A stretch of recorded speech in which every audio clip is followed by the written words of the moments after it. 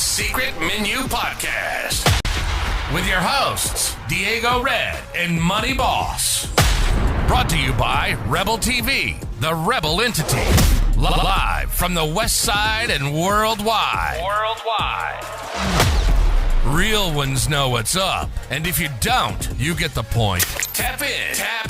It's the Secret Menu Podcast.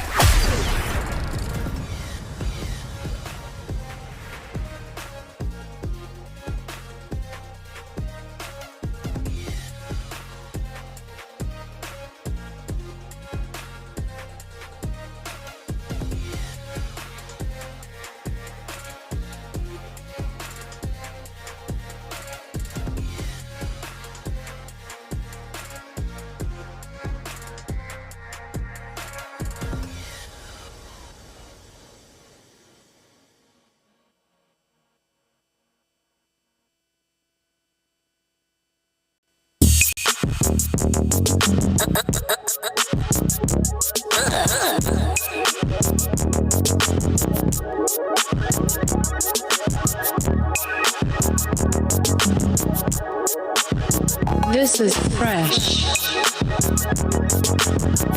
The Secret Menu Podcast.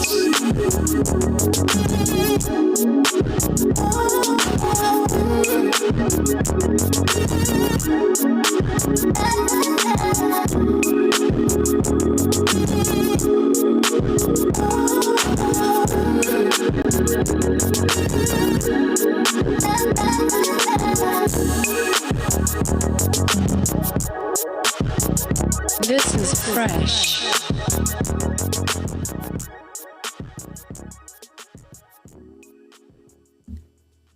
Money Boss. What's happening? What's happening, man? Just like that, we back. Secret Menu Podcast on a Tuesday. You know what I'm talking about? It. We back. And this shit is big. As big as the Super Bowl. You know what I'm saying? Big as the Super Bowl. We back, man. Eventful weekend for a lot of people. Boss, we're going to start it like we always do. Super Bowl weekend, how was it for you?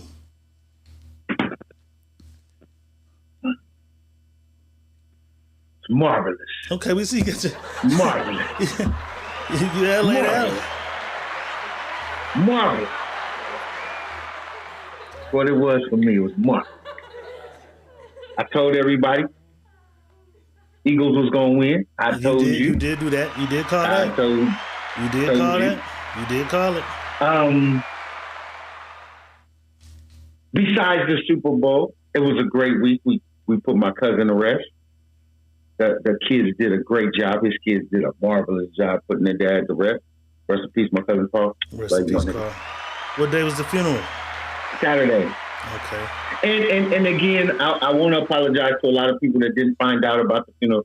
It was kind of, it wasn't a passed out to everybody type of thing. Like some of the family didn't even make it kind of thing. Mm. You know what I mean? They kind of got it rolling because they had to do what they had to do because he's going back to Ohio.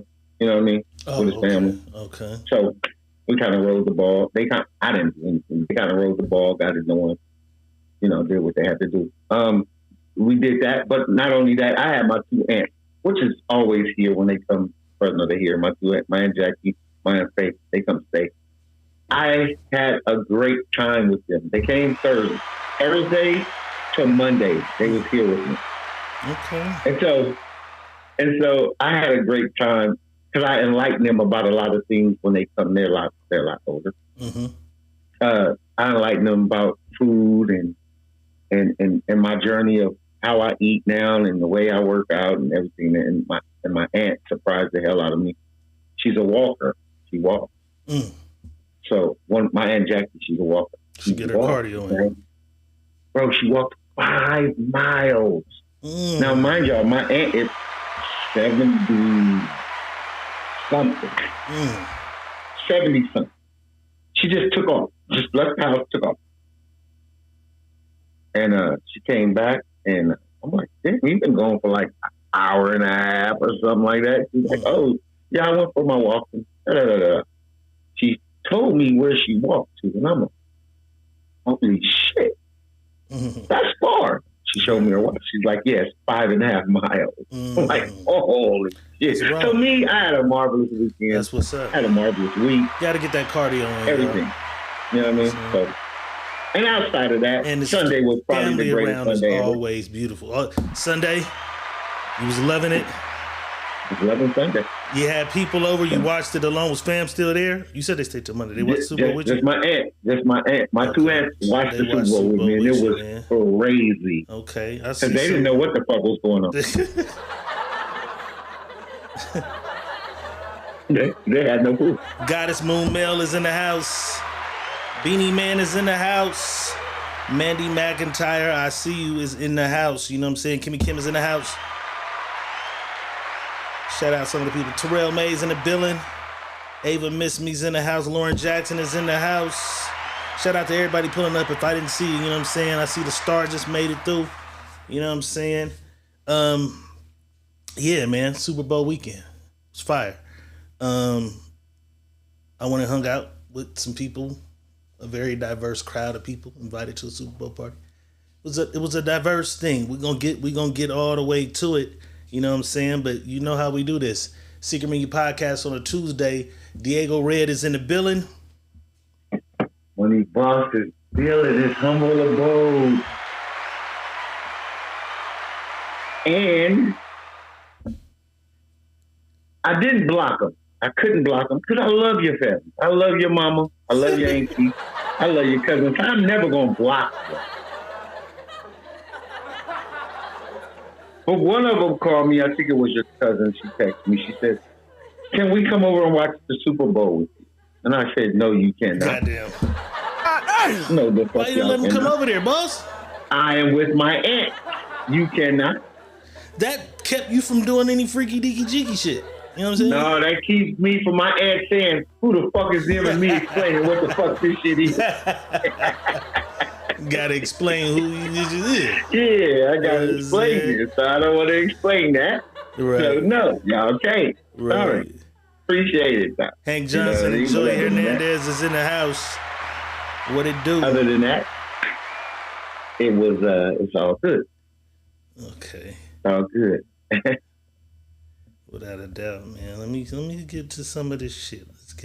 I gotta figure out where. I know where to start. And then I know where to go. You know what I'm saying? I know what everybody's here for, but we got to start first and foremost with Philadelphia Eagles. Boss called it. Okay. He said the Eagles would do it. They got out there. They was beasting. I said if they played like they played the week before, it was dangerous. And they played just like they played the week before. Annihilated shit. You know what I'm saying?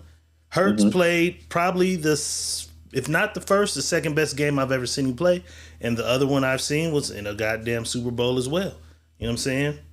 He's here. He's not here sometimes, but he was definitely there at the Super Bowl. You know what I'm saying? They showed out. Congratulations. Even though they the ops, because I'm a Cowboy fan. So it's multiple reasons I can't go for them niggas. You know what I'm saying? They are our division rivals. We hate the Eagles. But that should always be the reason why you go for them. No, fuck that. Listen, because you can say our division is the toughest division in football. Fuck all that. In the NFC. I can't go for nobody else outside my division. They the Hives. Fuck them niggas. Fuck them niggas. They the Hives. Because there's so many Eagle niggas I argue with all. Eagles, shout out my cousin Sean, the Redskin niggas. Like, and then the Giant.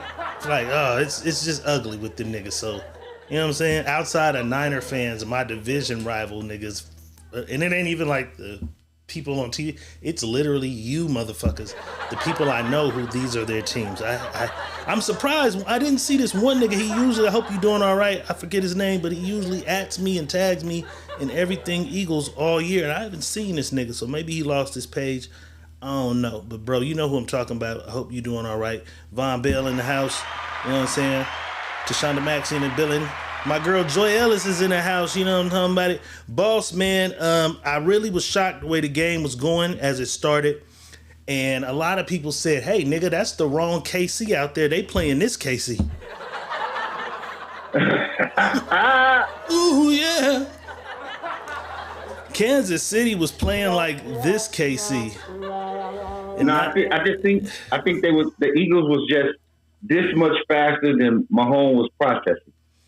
That's all it was, bro. They was a lot faster than he was processing. The defense shut the run down, which was what I think they put too much focus on Saquon Barkley. On the run. I think they put too much, and they tore everything else up. I think that was the problem. Yeah. I think they put too much emphasis on this nigga and what he's been doing all year long. We're gonna stop this run. If we stop this run, they can't do shit. And the boy Hurts. They tore their ass up. Yeah, he tore their ass up. You know what I'm saying? And I'm proud of that, though, bro. This is why. Shout out to James Jones. You are a great receiver. But the way you dogged that man on TV, you dogged the young brother and said, "Oh, how you gonna talk like that about the coaches? And we watched you play, and you ain't played up to your standards and your part, and you're this and you're that." James Jones, shut the fuck up now, homie. He's an MVP, Super Bowl champion, yes, with sir. a fucking ring, black quarterback. Yes, sir. Stamp that, nigga. Yes, sir, man. Shout out to Jalen Hurts. Definitely did his motherfucking thing. Somebody else I got to give a shout out to off the rip, man. Rookie motherfucking year. 2 motherfucking touchdowns. The only motherfucking touchdowns Kansas City had. Fresno, California native, man. You know what I'm saying? Worthy. The kid got his promising career. Not bad for a motherfucking rookie year. Rookie season. A bunch of touches, a bunch of touchdowns, and then to get in the Super Bowl and get you to. Congratulations, bro. I mean, only thing more you could ask for was winning. You know what I'm saying? You couldn't ask for more. You know what I'm saying? Right. Congratulations, man. I watched that and I'm like, yeah, he did his shit, and it was good for the city of Fresno. It was powerful for us, even though we had other people in the Super Bowl. It was powerful that he became one of the first rookies to have two touchdowns in the Super Bowl. Mm-hmm. That was great for us. You know what I mean? And his year, I would rank it really high. Yeah, absolutely. And so I wanted to say this to him: don't let that be the cap. You know what I'm saying? For sure. Don't cap that. Don't let that cap you out, because now they're going to study for you. So now you got to go work twice as harder now. And I think he's just getting started. It's so many components to him. He's hard to study for. He can catch the bomb. He can catch the bomb. He can do the quick toss. He can take a handoff and get at it. Like, he got so many. They use him so many different ways. Yeah, but he's hard. He's hard. I mean, he will be. He really wasn't, but he will be. But they'll have to just keep their eyes on him. But they use him in so many ways. As long as they keep their other weapons. But I don't know. Who knows what the team is going to look like after this season now? That shit broke up on me. You think a lot of niggas leaving? Oh, they departing that shit. That shit's going just like we gotta wait and see. Nobody knows yet. We gotta wait and see. Most teams do kind of dwindle. I think they keep some shit around Mahomes though. I think they keep some. I don't know. I think they're gonna restructure because they got this young receiver. Some of their defensive players are kind of old. You got to think about it. Yeah. Most of these. They've been going to the Super Bowl for the last, 5, 6 years? Forever. So they're like the Warriors, bro. They're like the Warriors. After the Warriors won, they're getting rid of shit. Yeah, but it's personnel. I mean, yeah, possibly. They're getting rid of shit. It's personnel, though. It's all how you view how you want to do your shit. Now, some motherfuckers do like to build young. Some motherfuckers like to build with veteran and a mixture of experience. It's all in who's putting that shit together. We gotta wait and see. Like Lakers build. I mean, because we usually build with kind of experience. Kobe was our biggest young rookie, amazing star. Like nobody else was a rookie star in how many years? Like Shaq had already played. Shaq had already played in Orlando. Right. Even Kareem Abdul-Jabbar came from wherever he came from. Magic was our rookie star. You know what I'm saying? Mm-hmm. In between them other years, we kind of built on Magic, Worthy, Fisher, Horry. We kind of built with So I don't know. It all depends. I hope they can keep. I hope everybody lose. They interviewed Dak Prescott, and that nigga said, "Yeah, we next." We was right there. We was right there. We beat Philly in the season. Like, nigga, that's my team, but shut your stupid ass up, man. You know what I'm saying? Nigga, what did you talk about? Crazy. Crazy as fuck. But shout out that boy Worthy, man. Shout out, bro. A few quick notes. Every player on the Eagles received an extra $171,000 as a bonus for winning the Super Bowl. Every player on the Chiefs received $96,000. Shit you don't know until you podcast and start reading shit. You know what I'm saying? So they all got a bonus of it's a nice bonus. Yeah, I thought they had got a little more though, but I guess I was wrong the whole time. Well, I mean, it might fluctuate per year. I don't know how they came to the sum of $171,000 and how they got 96. It might fluctuate per year. You know what I'm saying? But somebody that was in attendance was President Donald Trump was in the motherfucking house, right? And Trump thought the Cowboys was in the goddamn Super Bowl. Donald Trump says he was shocked when he realized that he didn't come to watch the fucking Cowboys in the Super Bowl. But I guess if you the president or you at that level of shit, you don't watch sports. You don't know what the fuck is going on. Trump thought the Cowboys was in the fucking Super Bowl. Though. That was crazy as fuck. Yeah, that's some shit that he ain't even fond of what's going on at all. He don't give a fuck about no Super Bowl. Motherfuckers sitting in that chair and they ain't even paying attention to what's going on down there. Make sure they feel happy and they got the games going so we can keep running this shit over here and they don't pay no attention. Right. Yeah. Something that's going viral, a lot of people have been seeing, I posted it, is Super Bowl took place in New Orleans, and New Orleans is the home for a lot of shit, and one of them is voodoo. This lady had a Mahomes voodoo doll and was poking the shit out of this nigga's shoulder. And he could never get his throw right. Let's take a look.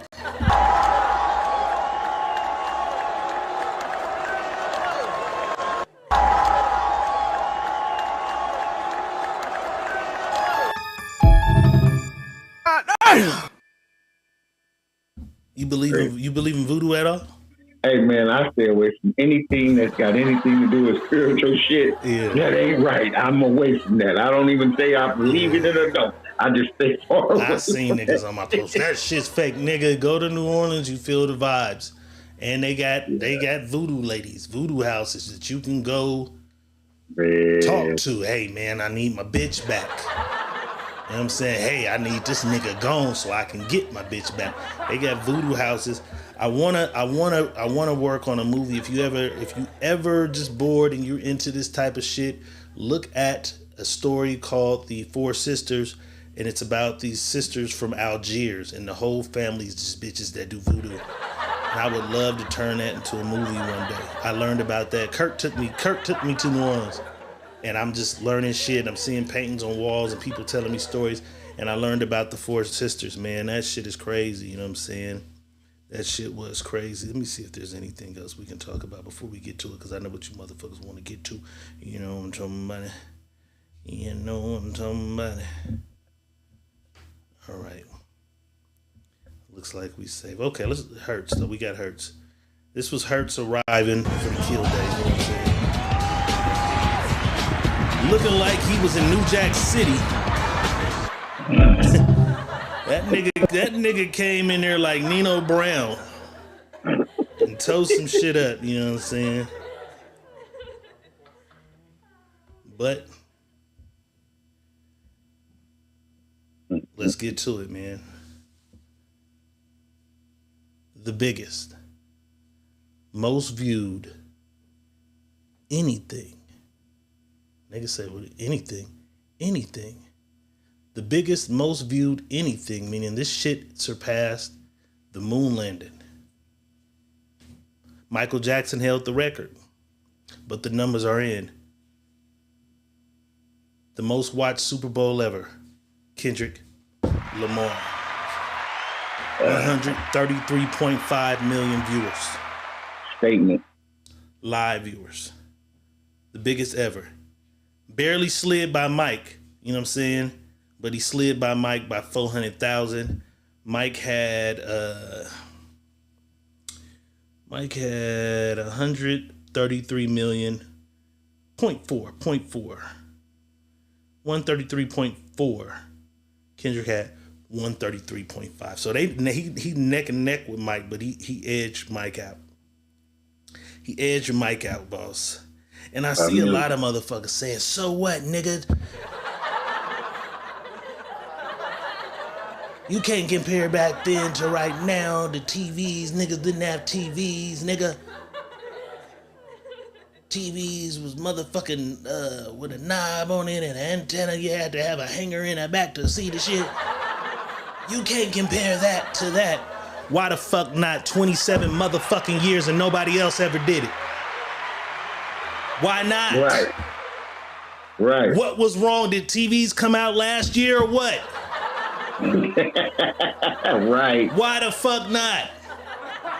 Did TVs come out last year? Usher did 120 million. Wasn't no problem. You know what I'm saying? Beyonce did I got all the numbers. We're going to look at everybody's numbers. But why the fuck not? Nobody's beat Mike until now, nigga. Shout out Compton. Shout out Kendrick, man. God damn, you niggas don't want to applaud a nigga for nothing. Oh, that's dope. It's easy as this. That's dope. Congratulations. You know what I'm saying? Oh, that's fire. Oh, that's cool. Oh, he did that. You know what I'm saying? Or shut the fuck up and don't say shit. Right. Niggas come with a butt. Well, but I hate a butt-ass nigga. You know what I'm saying? You butt-ass niggas kill me, boss. The halftime look like show. Your ass and your face is always butting some shit. The halftime show, boss. The halftime show, man. Let's get to it. You know what I'm saying? I see you in here LA'd out, so I kind of got the feeling you. Because I'm a Compton-born nigga, man. Okay, I am a Compton-born baby. I'm a Fresno-raised, Fresno-bred motherfucking nigga. But I am a Compton, Martin Luther King Hospital baby, homie. You know what I mean? Before I came to Fresno, I was a Compton baby monster. So it's always good to see that shit win for me. For me, when that shit over there wins, it looks good for me. You know what I mean? Like, I feel some type of way because I know my family is still over there. I got cousins and shit still there. I got my daddy's still over there. My nieces and nephews and sisters are still over there. So that shit is a win for me, bro. Like, shout out iSun here. iSun says that's before the internet and streaming. But that's really a hindrance, iSun, because you know how many niggas watch football on cracked streams? Everything I watch in my house is on a motherfucking. There's no tracing it. There's no tracing what I watch. My numbers do not count. So there's so many people in these houses on xgames.net and on WeStream.com who don't pay for cable, who don't have Fox, who don't use Hulu, who didn't use Tubi. So nigga, if you added those numbers, he would have really annihilated it. Right. Everybody's watching on all these other streaming things, bro. So if there wasn't that, if it was just the TV, it would have been crazier. If it was just the TV, y'all gotta quit trying to find some excuse to discredit what he did. You know what I'm saying? Anthony Anderson says, big ups to Ho. Boss, your favorite highlights of the halftime performance? My favorite highlight was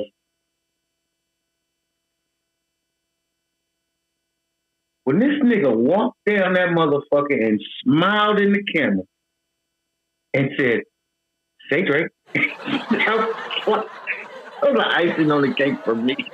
I was like, now this is probably the biggest troll in the world for me. That was like, you're trolling too fucking far now.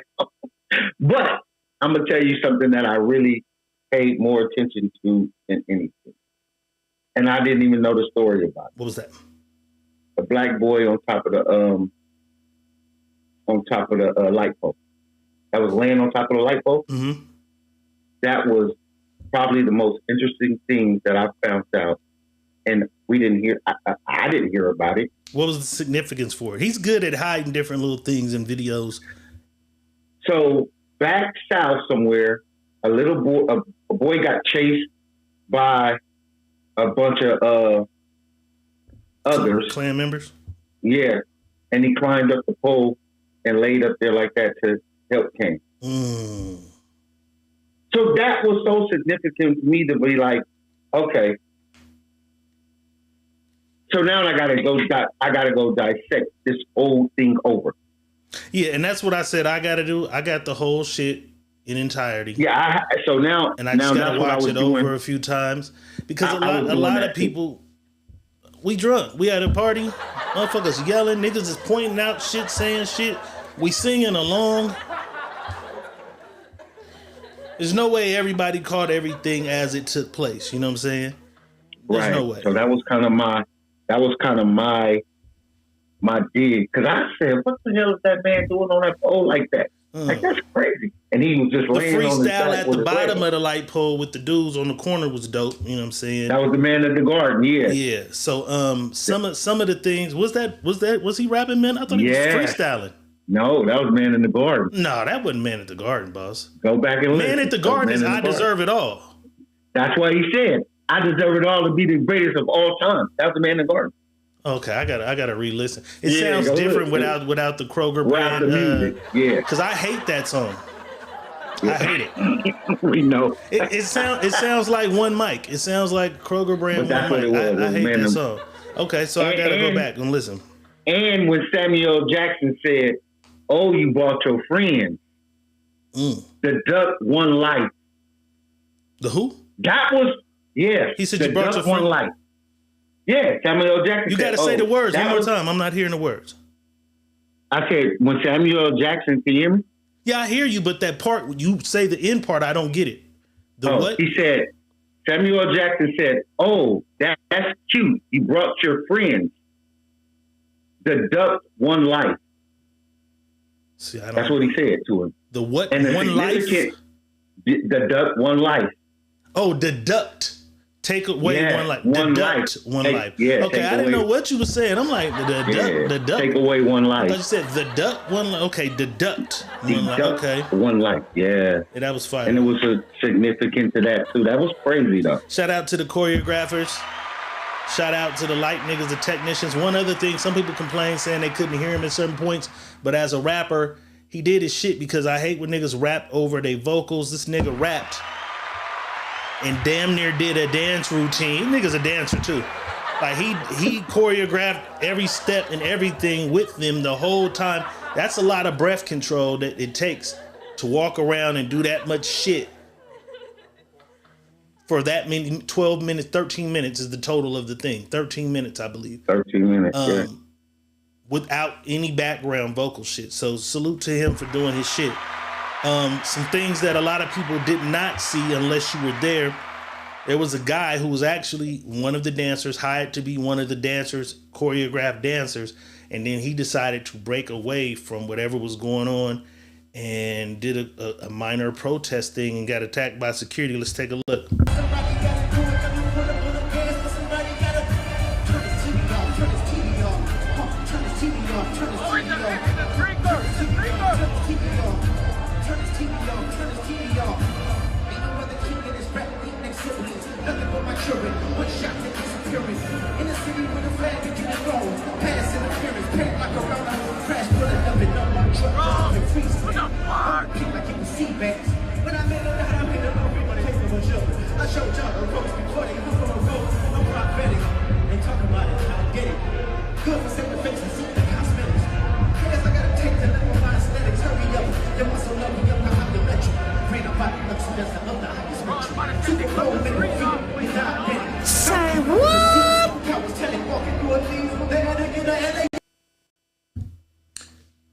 I believe it was some Gaza, Palestine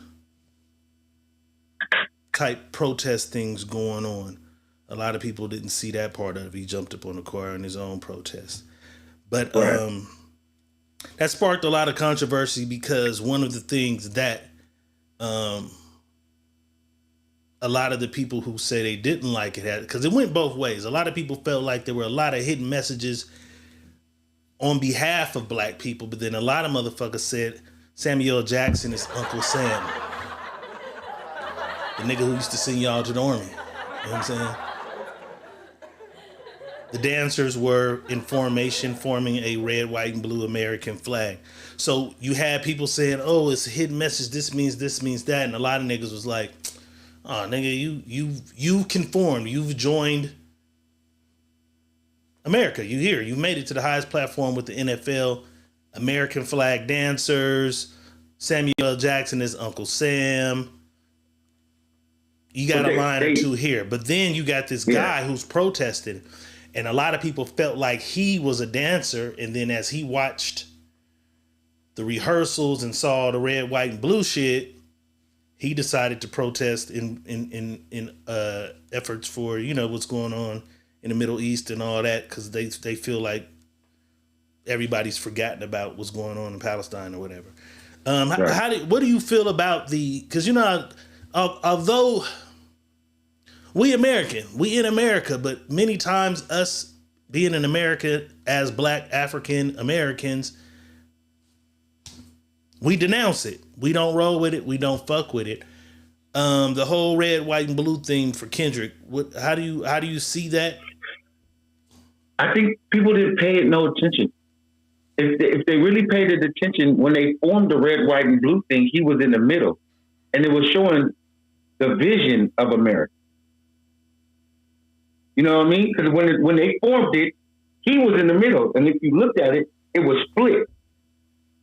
That was him saying how divided we are. Okay. How divided the country is.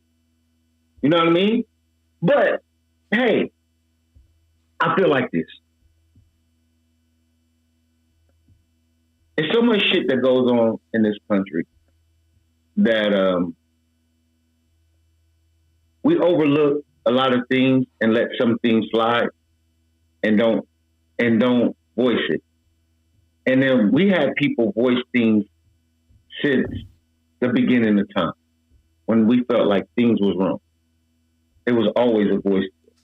And now that coming of age, we have this young brother again being a voice, because we had a voice before him, whoever he was, there was a voice before him. Mm-hmm. But now there's another voice that now uncontrollably is speaking his mind and took the time to speak how he felt and show y'all within a 13-minute span to say, this is all the shit that's been going on. This whole game is being played here. And people, this is the game that's being played. And the narration for Samuel L. Jackson to narrate the way he did was a great way to do it, because I watched something. The greatest thing that happened was to have Samuel L. Jackson do it. You know why? Because he's been protesting this shit his entire life. Samuel L. Jackson was a pallbearer at Martin Luther King's funeral. I did not know that. Are you serious? Come on, bro. I'm supposed to get down to some nitty gritty shit. I did not know that. Yes. Say what? Bruh. Samuel L. Jackson was a pallbearer, so he's one of the 6 niggas carrying Martin Luther King's casket? Yeah, yes, bro. Samuel L. Jackson, than a motherfucker. I did not know that. Bro. How old is he? Because Denzel just turned 70 or 72. How fucking old is Samuel L. Jackson? Not only that. Look at the things he been through to get through all the shit. Look at how they portray him in the movies that he played. and the parts that he played. He accepts the role. Well, yeah. So let's hold on. No, because I was getting to that. I gotta tell you, he definitely sits down and co-writes and works with a lot of the, because he catches a lot of flack. My favorite director on earth is Quentin motherfucking Tarantino. Right. The word nigger with the hard ER is not said in as many movies as his motherfucking more. The word is used in more of, you combine his movies probably more than every other movie on earth combined. Samuel L. Jackson comes along and he accepts those roles. So a lot of people be mad at Samuel L. Jackson for taking those roles from Pulp Fiction. That's way back in the day, which takes place in like late 70s, 80s LA. Right.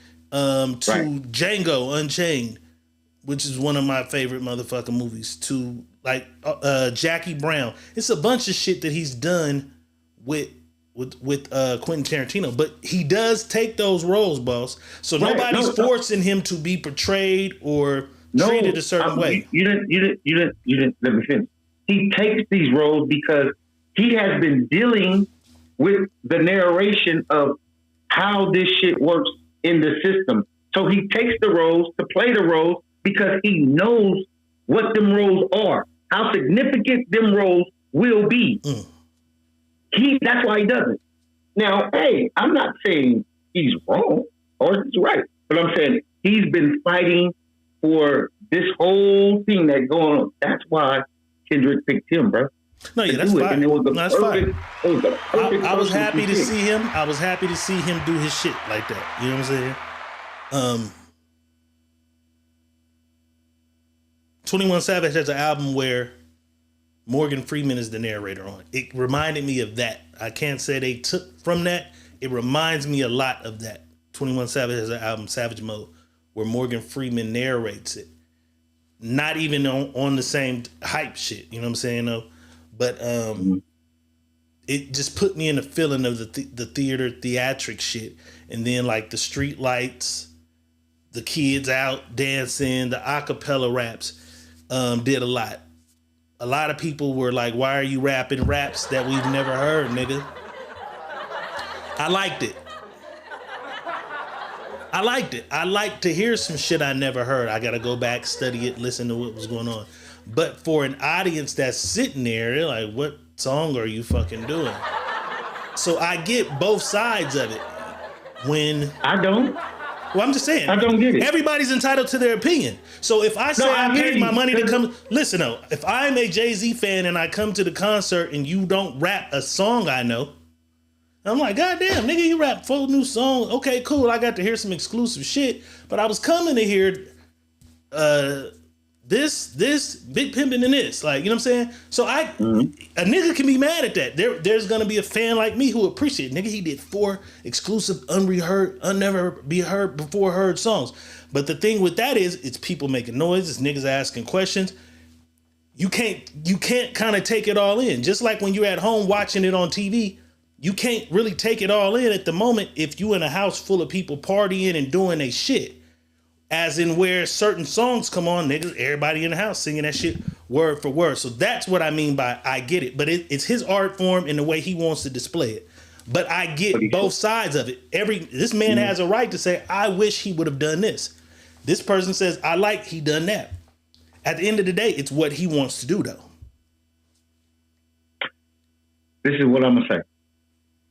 When he started off, the beginning, he said, I could put y'all in a loop and you still wouldn't understand it. He told them in the beginning, I could put y'all in the loop and you still won't understand it. Got it, but that don't mean motherfuckers gotta agree. You know what I'm saying? That's what I'm saying. It's Super Bowl. It's halftime. Super Bowl. Drinking. Partying. Barbecue. So I get they what were you're drinking, trying to do. partying, and having a good time. But when he said A minor, because everybody's been singing it for the last 6 months. So that's what I'm saying. Heard what they need to hear from it. So that's what I'm saying. One of the other highlights of the performance was Serena fucking Williams. I lost it when I said, this nigga against Serena crib walking, which I felt was a little petty. And a lot of people felt was petty because they know Drake.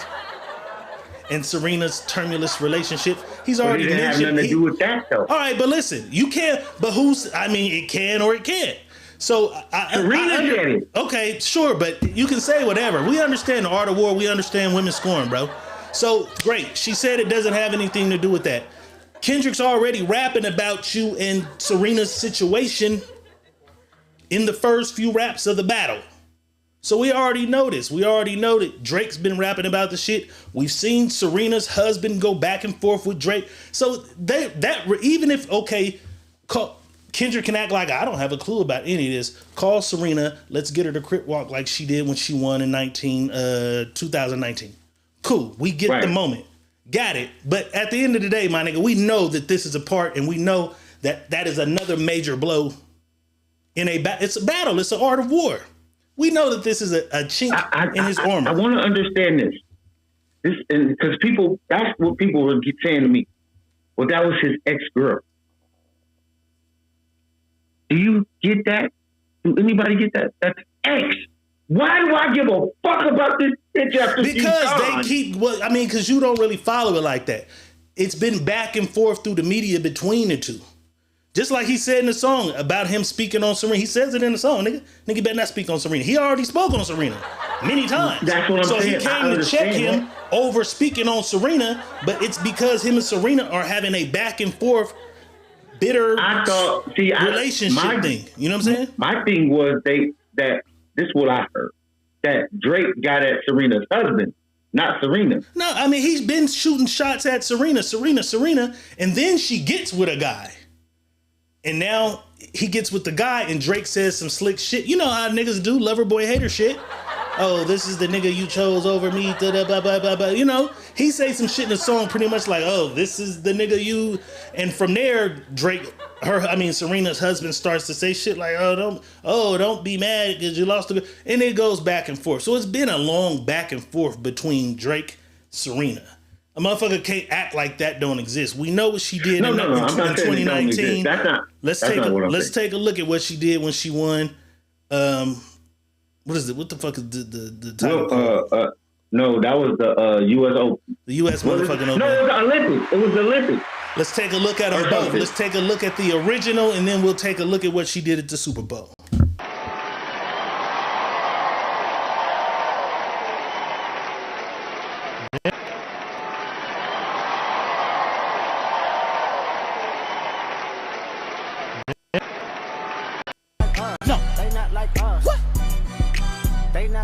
No, they not like us. No, they not like us. Are you my friend? They not like us. No, they not like us. What? They not like us. No, they not like us. No, they not like us. Are you my friend? They not like us. No, they not. Fire. I lost it when I saw that. I said, "That's so fire." And I'm looking at it and that's what I'm saying because I follow it the whole. My mind doesn't even have time to compute. To sit down, so everybody can sit down later and say, "Oh, Serena says she did it," because in the moment I didn't even see it the first time. Oh, see, I caught it immediately. You know what I'm saying? I didn't even see it. Somebody yells it from over my shoulder, and I'm like, "That's insane!" And we go crazy as we're watching the shit. You know what I'm saying? I missed some of the other shit, but that was one of the ones that we seen. You know what I'm saying? So one of the girls yelled, "Oh my fucking God, Serena!" And I'm like, "This is crazy." So we going crazy when we see the shit, but my mind is in war. It computes it because if you followed it automatically, you're like, oh, this is a crazy chess move. And then everybody's watching because of the lawsuit to see, is he going to sing the song or no? Because. Right.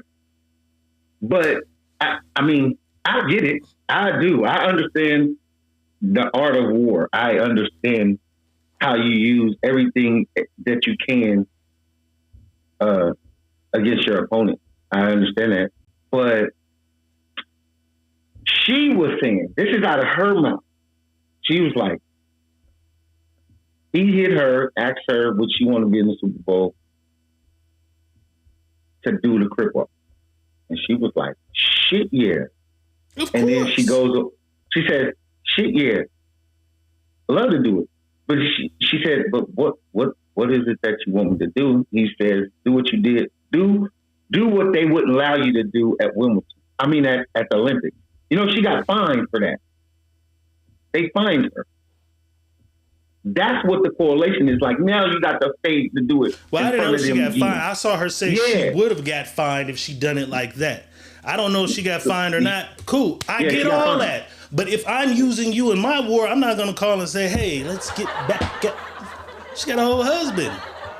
I'm not including you in what I got. I'm putting this shit together. I'm not, hey, you know what I'm saying? Because he didn't even think of that. If you look at all this shit, Kendrick didn't think of all this shit we're looking at, bro. He didn't sit there. There's a staff full of motherfuckers and somebody's writing, hey, let's do this. Samuel Jackson? No. Before Samuel Jackson, Uncle Sam comes. You know what I'm saying? And what a lot of niggas didn't correlate the Uncle Sam shit to Above the Law. Remember Above the Law, Uncle Sam's Curse? Mm-hmm. That album? A lot of niggas was like, look, nigga, that's the Above the Law, and the way he's talking about the shit, it fits the Uncle Sam's Curse. They had a whole album called Uncle Sam's Curse. So a lot of people correlated to that. And Samuel L. Jackson is like speaking in rhetoric of what's going on in the world, but from the place that Above the Law was speaking about America then too. But somebody thought about that part. Oh, Uncle Sam, and then somebody, nigga, Sam? That might be Kendrick jumped up. Nigga, Samuel L. Jackson, I got the nigga number. You know what I'm saying? So it came together probably from 6 niggas in a room or 2 people, a lady. Like they put this shit together. Somebody said, hey, Serena doing that great walk shit from the tennis match. You know what I'm saying? Maybe he thought of that. Is it like, oh, Serena? I don't know. But I think somebody else is like, nigga. They went through and looked at clips of everything black, everything. But he's already he's rapping about Serena on that song. He raps about her in another song during this battle with this nigga, which is why I clearly said, oh, this is in the front of your mind, not in the back. You know what I'm saying? Right. Genius. No, I believe fire everything. And genius regardless, though. Yeah. Fire. And see, when you go look at this shit, bro, it's crazy because you got to dissect it and listen to everybody dissecting it. And then, because we don't know what he did. We don't know. Because at the end of the day, nobody is right and nobody's wrong unless he sits down he comes out and say it. Right. This is what it was. Right. And he don't do interviews about shit. He just did that one interview before the Super Bowl. I hated that. And that was that. I hate he did that. You know? I don't like Ebro. I don't like the interview. Ledeska did all right. I told you that? Ledeska did all right. You told me what? Ebro him. I said that though. What? Who would you like to see him do the interview with? Remember when we asked who you like to see him do the interview with? Did we? I don't even remember ever asking. Yeah. It was somebody who was asking. I think it was somebody else about an interview. I don't think it was was it Kendrick though? I believe it was Kendrick. Because we was talking about him not doing interviews. I believe it was Kendrick. But anyway, so be it. Yeah, but I don't like the movement through the stage, they're saying, was the code to whatever video game. No, it's a game though. And it gave him Infinity Stones.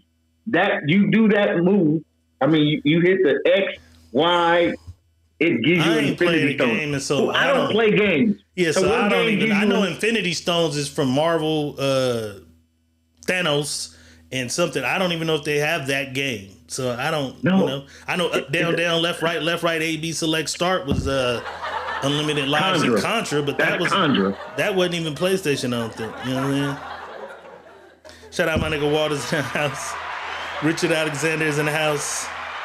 Hey, Rich, tomorrow I'm going to come pick you up, bro, so we can go get some things for you, bro. I just been on my own little hype, bro. I got you, though.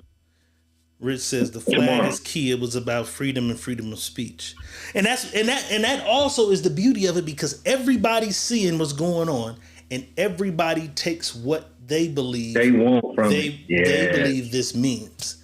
Because you say he's in the middle and there's people on both sides, it means the country's divided. Right. When they all bow, I could say it mean nigga down with the, you know what I'm saying? Down with the country. Yeah. Like everything could mean so much in so many ways to each nigga viewing it. A lot of people put a picture of a woman in tears with a glass of water in her hand and a man turned to the left. And they say, what does this picture say to you? And I always love that because you watch the answers and everybody has their own answers to what it is they're seeing. And this shit is the same shit. Everybody has their own answers to what they see. Perception is everything. And a lot of people said, hey, this shit was fire. A lot of people said they didn't agree. Let's look at some of the footage. And I want to show people the difference because every year they hate on the Super Bowl. Does not matter who the fuck is there. Usually the people who watch them complain, but the thing is, a lot of us, most of us cannot afford to be at the motherfucking Super Bowl. The people with the money to be at the Super Bowl usually don't listen to this shit that's on the stage at the Super Bowl. I got a couple examples. So let's take a look at, I believe is this the audience? This is some audience footage up top at the Super Bowl.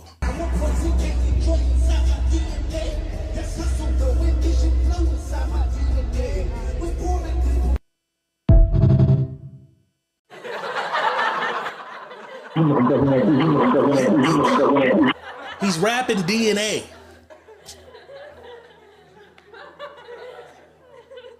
I got royalty, got loyalty inside my DNA. He's talking about being as black as you motherfucking can be. Everything in his DNA, you know what I'm saying? They don't have a clue what's going on with that. So I understood when people's like, I wish he would have did that other song. If he did that other song, but those people would have did that, which is why I said it's his art, his stage. He can do what he wants. He did DNA, which does fit the theme of slavery, black lineage, you know what I'm saying? America, you know what I'm saying? DNA. So I fucked with that. But now go to Caesar's Hotel, New Orleans, where a bunch of motherfuckers who can't afford tickets are watching the show.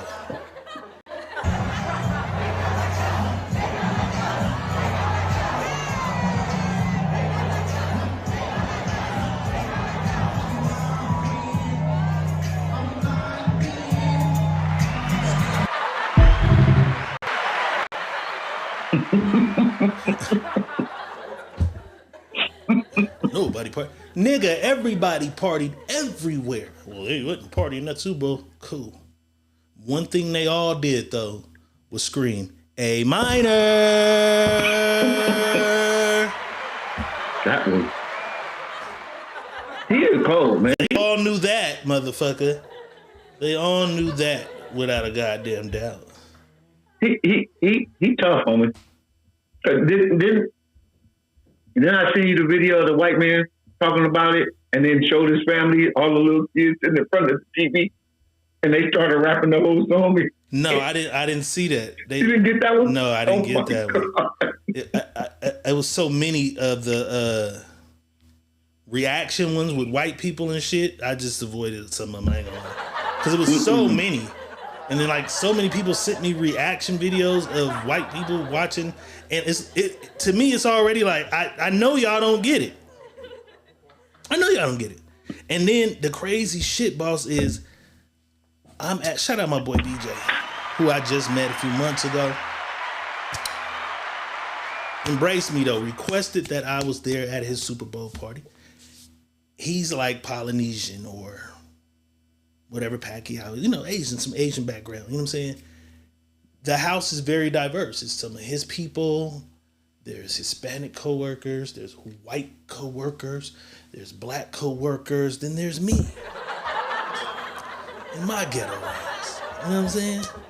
But we hear shots is going around and shit. So as halftime starts, it's weird because my little section get kind of, it's up. We word for word in it. The younger, more hipper people from where they work, they gravitate right to where we at, and we rocking in that motherfucker. It's up. But I'm the observer, so I observe. They're looking just like all those white people and all those reactions. Who's that? Who? What song? Oh. And then we think they don't know what's going on. A lot of them don't know what's going on, boss. But some of them done called us nigga before, and they know exactly what the fuck is going on. Come on, bro. They know exactly what's happening in their face right now. They're like, wait a minute, you motherfuckers let him come out here and say he wants freedom? He wants his freedom? Did Samuel L. Jackson just say 40 acres and a mule? Like, from the intros, some of these motherfuckers do know exactly what's happening. Even if some of you niggas don't know what's going on. Some of them knew what the fuck this was. Some of this, they knew this it looked like revolution, an uprising to some of them. As soon as he said the revolution is televised, as soon as he said that, they knew exactly what the fuck he was talking about. Where that statement came. This shit looked like niggas might get free and come through my TV for a lot of motherfuckers.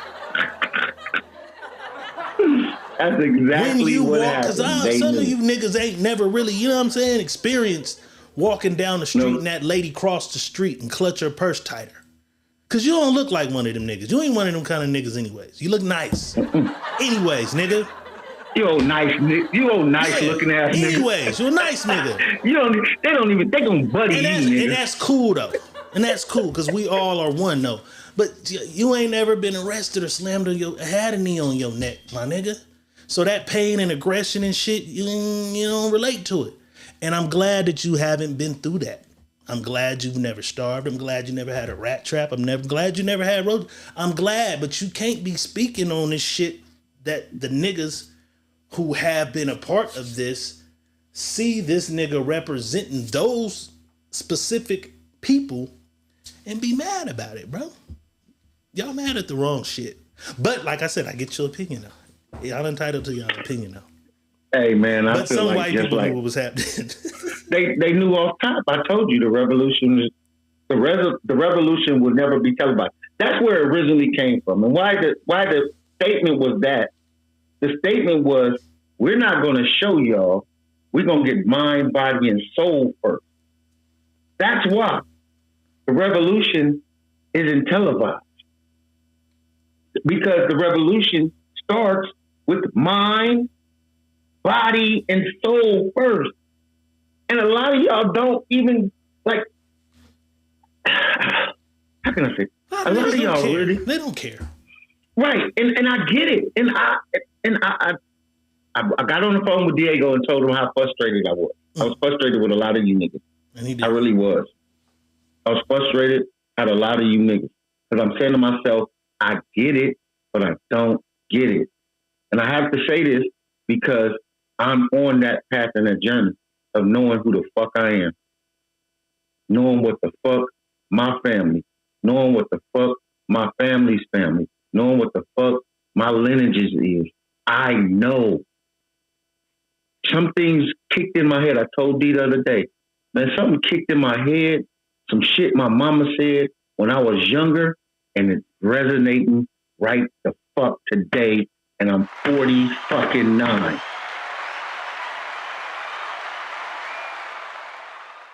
You feel me? So I understand y'all don't get it. Because you guys, that some of y'all 40 and under, you come from an epidemic age. You come from an epidemic era where your mama didn't teach you shit. Because she was on drugs, you was raising yourself. Yeah.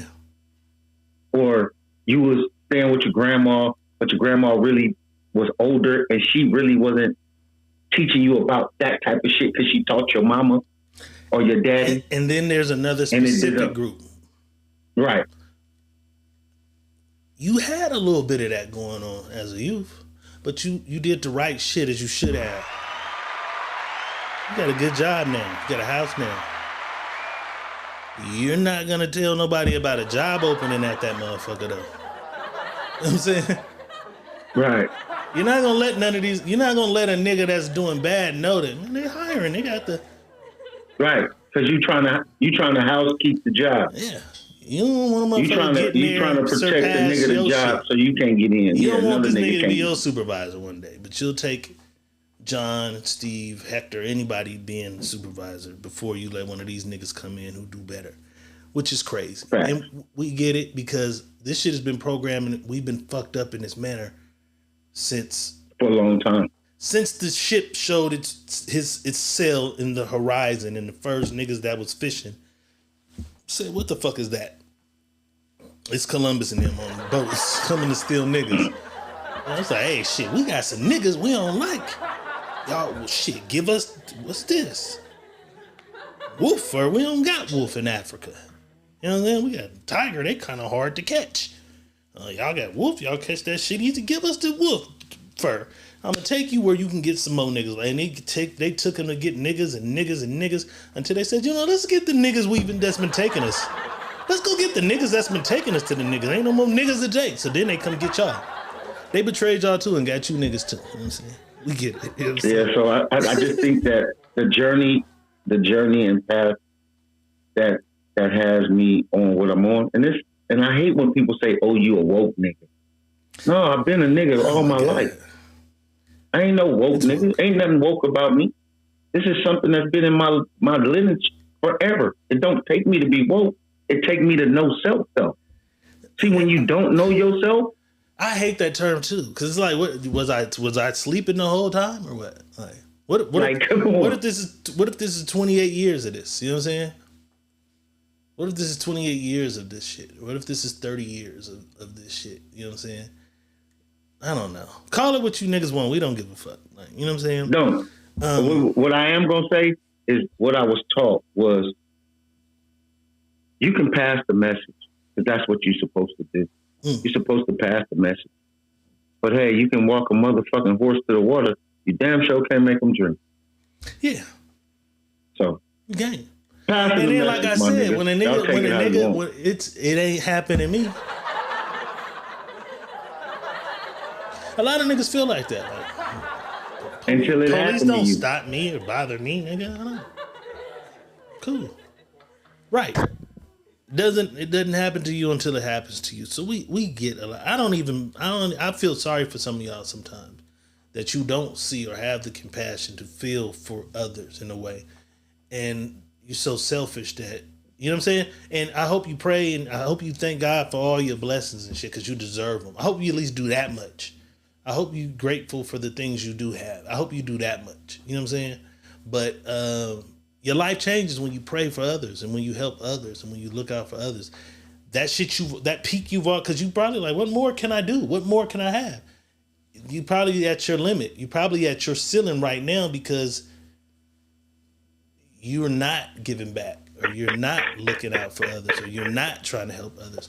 You know what I'm saying? So because you only think about yourself. Yeah.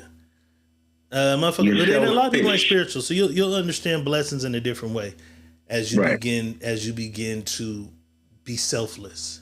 You know what I'm saying? You'll experience blessings in a different way. It doesn't mean monetarily, it doesn't mean financially, it doesn't mean like materialistically. The feeling you'll have, you know what I'm saying? The things that come to you in your mind, you'll sleep better at night. You know what I'm saying? But boss, some of the key moments that we saw happened off screen. Some of the key moments that took place that night, happened off screen. Shout out AZ Chike. Peekaboo. AZ Chike had one of the premiere verses on the album, man. And he's at home. He's watching the Super Bowl and he was shocked because I think he probably had an inside scoop that Kendrick might do this. I wish K-Dot flew his ass out. That's my only critique. But Kendrick rapped his verse. I heard it. Rapped his verse. Rapped his verse. Yeah, rapped his verse. And not Kendrick's verse. He rapped that was verse. Crazy. And I've been pushing for Chike for quite some time. I'm glad he's finally getting the notoriety. He had it tough because as soon as he got cracking, he got into it with Draco the Ruler, and he kind of divided the fan bases and the people who fuck with him. Kendrick put him on, gave him a shot though. He cracking. But here's his live reaction of when he sees Kendrick performing Peekaboo in his part. Yo, culture cheat code. Scorekeeper. Deduct one life.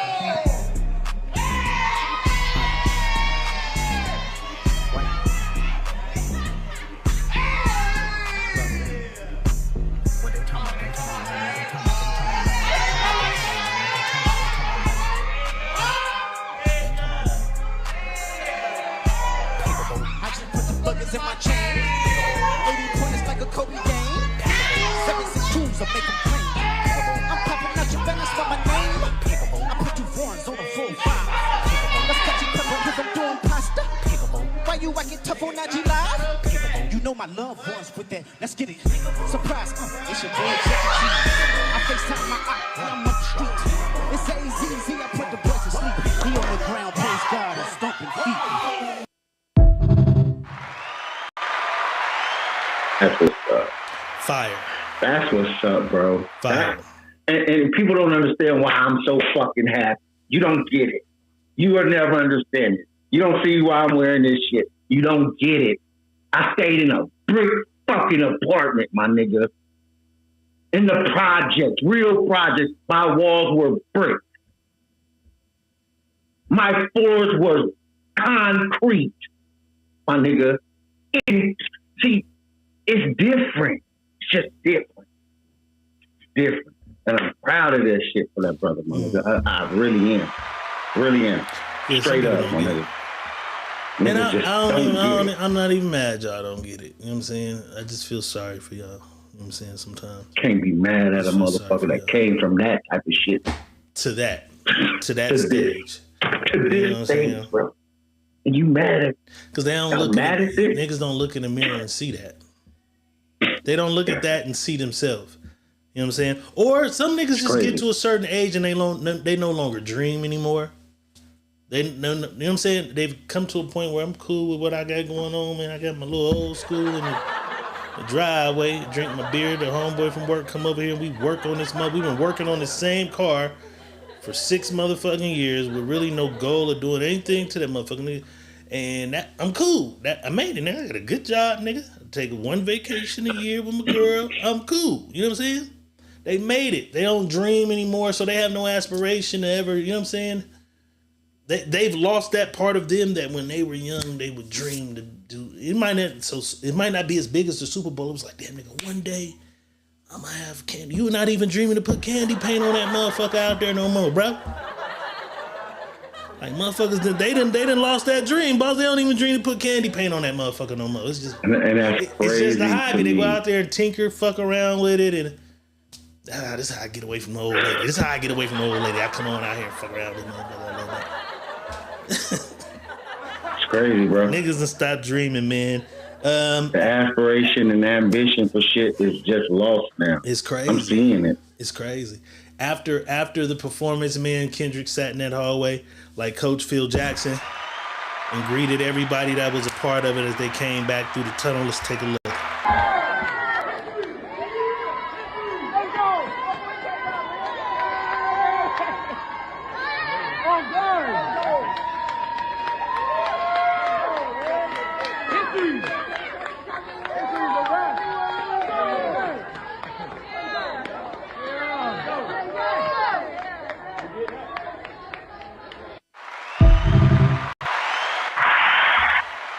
You know what I'm saying, man? And the people greeted my team. Thank you. Hugged a few dancers. Thank you, man. I appreciate you. You, nigga, that was a good idea you had. You know what I'm saying? Man, Kendrick, you did that, my nigga. You know what I seen that really amped me? Somebody posted that this was an all-black show. There was no white features. I saw that. That was crazy. I don't know. Out of all those dancers, maybe there wasn't one. I don't know. I seen them. But you walking guys, up the scene. It's some white girls. They just removed DEI. Target does not have to hire black people anymore. Kendrick does not have to hire white people anymore. But you saw a white dancer though. Yeah, I seen a few white. There's a few white people in there. Okay. White women that I seen. Okay, I seen some backstage right there. No, come and walk. You can see the white women walking with the blue hairs and the red hair. Yeah, I seen some motherfuckers walking and shit. So I'm just saying, it was a great Sunday halftime show for those that understand, for those that got the message, for those that didn't give a fuck about shaking their ass, for those that didn't care about having girls half naked on the stage, for those that didn't care about, oh, I wanted to be entertained, but you was entertained and educated at the same time. I think it was a well balanced. Yeah, it was a still balanced some ass show. Shaking where I was though. Like No, it was enough to shake it some wasn't ass. ass shaking for real. was The enough. girls was doing what they was doing, It was enough. but they were clothed, Right. and that's why Right.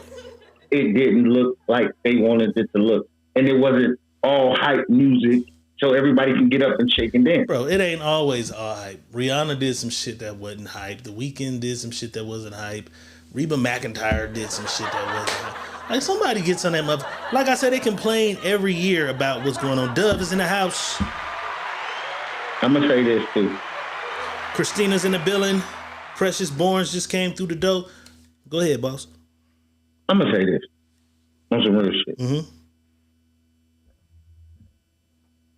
They gave us rock and roll for plenty of years watching the Super Bowl. Mm-hmm. And we didn't get it. Right. We didn't get it. We didn't make a ruckus about it because we didn't get it. You know what I'm saying? We watched it and kept it moving. You know what I'm saying?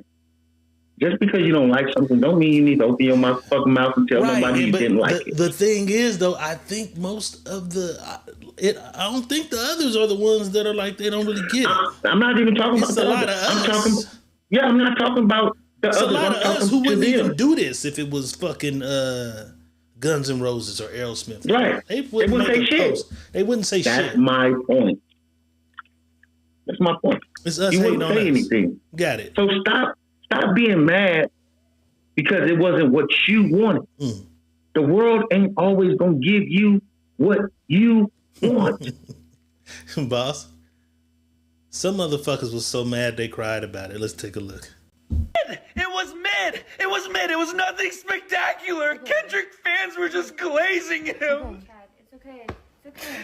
Drake's had enough. It was mid. It was mid. It was mid. It was nothing spectacular. Nigga, what is you talking fans about? were just glazing him.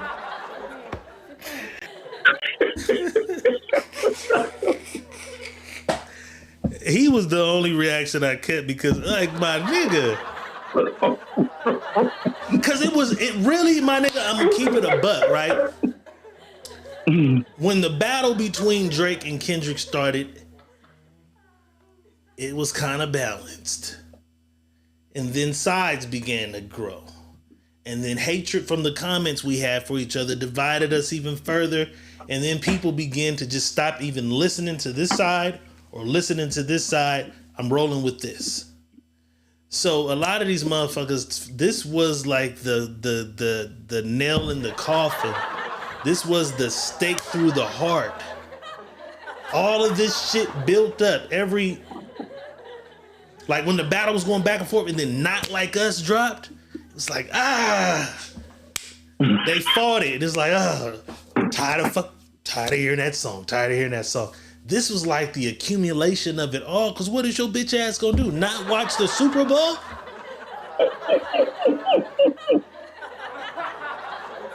And most people watch the Super Bowl with people. So if you were at home alone, I'll cut this shit off and I'll come back in 15, 20 minutes. It's still on, cut it back off. But you can't really do that at a Super Bowl party because some motherfuckers want to watch it. So this was the accumulation of all your hate and all your motherfucking talking bad about a nigga, just accumulation in your face. You know what I'm saying? And I want everybody to understand this. I'm not a Drake hater. I don't. I love Drake. I can't wait for the new album that's dropping on Thursday with Party Next Door. It's gonna be R&B shit to fuck to. You know what I'm saying? There'll be no Kendrick raps. He's gonna be R&B, some fuck music with Party. I told you this. I told him I'm not a fan of Drake, but there's some music that he has that I listen to. It's a song called Legend that I play every day in the gym. That's if you're reading this, it's Too Late album, I think. Yeah, he got a song. That song right there gets me turned up when I get in the gym. Cause he's taking some right, shit. Andrea. You know what I mean? This was the chair. Yeah, he won the motherfucking Grammys just the other day. You know what I'm saying? Like this was the like this nigga won't die. Like that was them tears you seen. That's what that was, but I forgot about the Grammys in this moment because this is so big. I forgot about the Grammys. So this is on top of the Grammys, nigga. On top of moving past everybody but 2 niggas in the Grammys and holding 5 Grammys. You come out and do deflating. this. Yeah, deflating. Because y'all too busy hating instead of just saying, this was a good battle. And again, I tell everybody, this was a good ass battle for the people. Fuck you picking a side for the fans, for the people that love music. That was great. I loved it. Everybody don't take losing well though when they pick something. But that's my thing though. See, when people don't understand that you're capable of losing. Yeah, you're capable of losing. If you step in there with somebody, you're capable of losing. Yeah. And what happened was somebody that thought they could never be beat got beat. Yeah. Mike Tyson got in the ring. Hey, nigga, Patrick Mahomes. This like Jalen Hurts was like Kendrick. Look at this shit. Jalen was like Kendrick whooping on Mahomes. This shit was crazy, bro. This was crazy. The whole energy. You want to know why? You want to know? And we're not gonna go too far about that. You want to know why he lost that Super Bowl? Why? Because it's a whole thing with him and Brady. This thing with him and Brady. You don't think he was supposed to pass Brady? So he couldn't win? They're not allowing that. They're not going to allow him to pass? No. That ain't gonna happen. Brady's their guy. I mean, I could see that. I don't like to believe that kind of shit, but I saw some shit with come on. I want to say James Worthy. I just saw some shit the other day. OG legend NBA nigga like Worthy or somebody sat down. Nuh-uh. And he was like Dominique Wilkins. So man, they pulled us out. They didn't let us play. After the first quarter, you didn't see us no more because they were not gonna allow. You know what I'm saying? What was it? Somebody scoring title. Story. Yeah, I told you the story. What Byron said was against the Celtics. They came in the locker room and said, "Y'all ain't winning this one." That's crazy. And I hate that kind of shit for sports because I like my sports to be real. But you know, this is America. Sports entertainment. This is America. Let's do this. Let's look at the stats though. First, let's look at the Rock Nation stats. I didn't mean to hit that. Rock Nation Super Bowl viewership. You know what I'm saying? Of the Rock Nation shows that they've put on so far out of Rock Nation. Who is that right there? J-Lo and Shakira. Shakira, okay. They did 103 million. The Weeknd did 103.4. Dr. Dre, Snoop Dogg, Mary J, Eminem, 96.7 million, which is the lower. It's the lowest.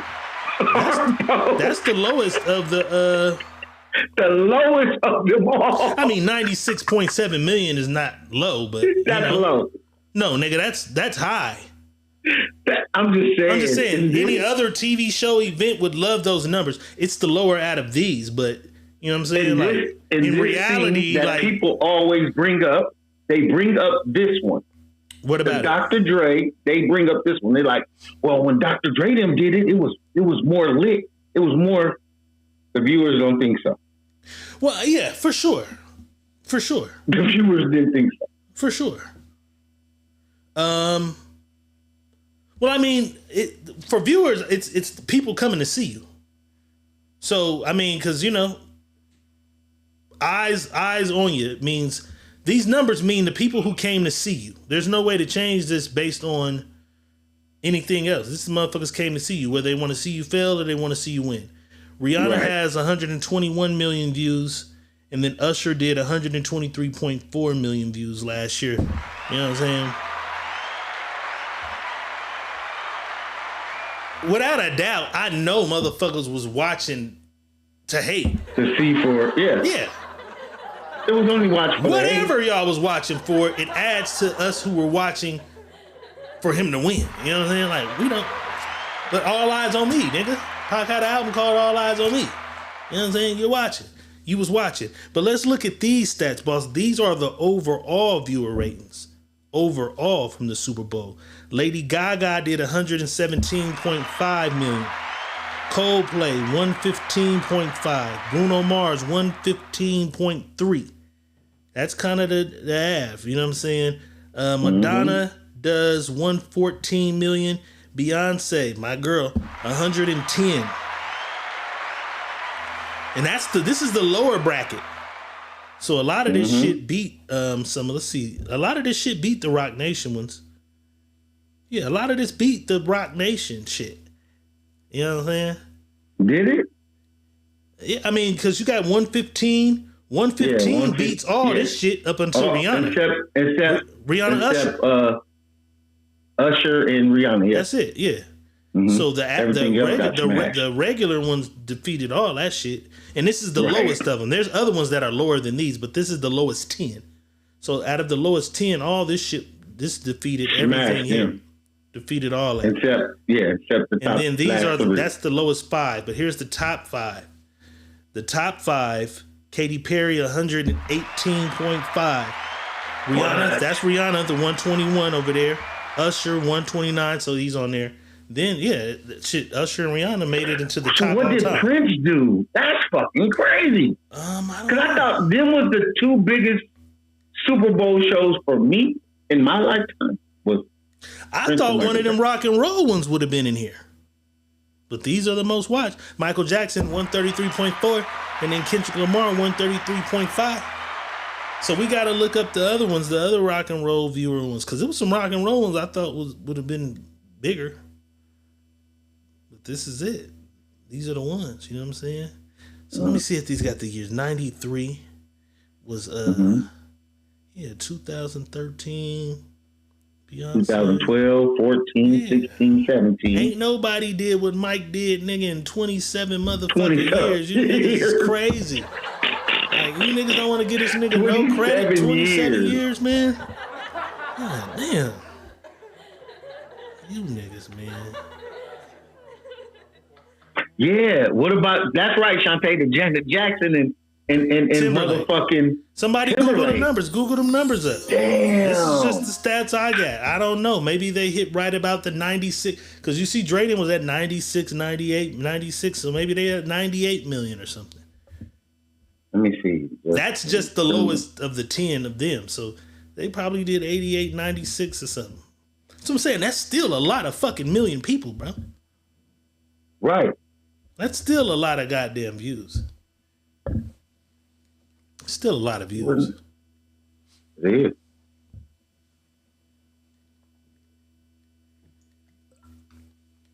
is. $150 million. For what? Janet Jackson? So how is that not on there? I don't know. Or does that mean in total now? Is this live viewers? I don't know. Because Kendrick already... Exposure was broadcasted to a total audience of 150 million viewers. So I don't know. So that what I think that is the numbers of Super Bowl viewers that day. That shit, you know, they go down at halftime. So I don't know. I don't know if that's exact halftime viewers because they correlate that shit to the exact Super Bowl. How many people are still on? Here it is. How many people are on air while the show is on? Because the Super Bowl does way more than what the halftime show do. People get up and leave that motherfucker. They change the channel. All kind of shit. Let me see. Shanta, Snoop and Dre did 96. They were kind of low on the list. There they go. They did 96.7 million. They were kind of low. They're the lowest, actually, of all the rock nations. They the lowest. Yeah, I don't know. It seemed like that one, but I don't. But you know, because I always tell y'all, I don't hold Janet to that the standard everybody else do. So I don't know what Janet might have did. You know what I'm saying? Somebody Google that shit. Somebody Google it, man. While y'all looking for that, want to give out a couple birthday shout outs to Young Miami. Yeah, Carisha. It's her motherfucking birthday today, you know what I'm saying? Looks like her and the baby got a new video coming. She looking good on her birthday. And then, of course, Kelly motherfucking Rowland. She turned 44 today. Destiny's Child. Get that little booty out. She got them little cakes out. Okay, Kelly. Kelly got them little cheeks out right there, boss. Nelly, I love you. I do. I was so happy when she had a solo record or a feature with Nelly. I'm like, Kelly got her first motherfucking song by herself. You know what I'm saying? No matter what I do. It ain't pulling up. I don't see it. We'll find it. It's just not pulling up. We'll find it. Telling me nothing about that shit. Biggest question in the streets. All-Star Weekend is in the Bay this year. But next year, niggas is really going crazy because the Super Bowl is in Santa motherfucking Clara. Super Bowl is coming back to the West Coast. They already had one in that new stadium, right? Mm-hmm. Nah, niggas didn't do too much. I don't remember that being crazy. I don't remember that being too crazy. Where the fuck is Santa Clara? How far is Santa Clara from like Oakland and Frisco? Where the fuck that shit sit? I can't remember ever sliding. Oh, we in Santa Clara now, nigga. Like, close to, I think that's like closer to Napa Valley, like that going in that area. Yeah, niggas ain't it's like out there. No, that's like Silicon Valley area. Santa Clara's for Silicon Valley. Yeah, but niggas ain't. It's in the middle of nothing. Right, I'm saying like if it was at Candlestick, nigga. You know what I'm saying? Yeah. Like, niggas is right there, Oakland, Frisco. Cause I'm like, I don't even remember niggas just being. That's what I'm saying. Where the parties are gonna be at in there? In Santa Clara, like. Right. They gonna be in Oakland. Yeah. What about Whitney Houston too? That was a good one. Whitney Houston. Yeah, I gotta pull them. She didn't do a halftime show though, did she? I thought she did the. I thought she did the national anthem. I don't know. I don't think Whitney did the halftime show. I think she did the national anthem. I don't know, boss. But fuck it. Is you ready? Is you ready? I'm ready. Let's do it. Let's motherfucking do it. It's about that time, yo. You're having trouble in your life. I can help you with that. Nigga, you need a new wife. Let me show you how to get one. It's time now. Ask Dr. Real. You're having trouble with your man. Don't even worry. Girl, you need a new plane. Let me go and help you with that. It's time now. Ask Dr. Real. Fuck that up. It's alright. Players fuck up too. Players fucking too. It's time for some Ask Dr. Real, sending scenarios, situations, stories, whatever it is you got going on in your life to either my inbox, Money Boss's inbox, or the Secret Menu Podcast at gmail.com, and I assure you that you shall remain anonymous. Remain anonymous.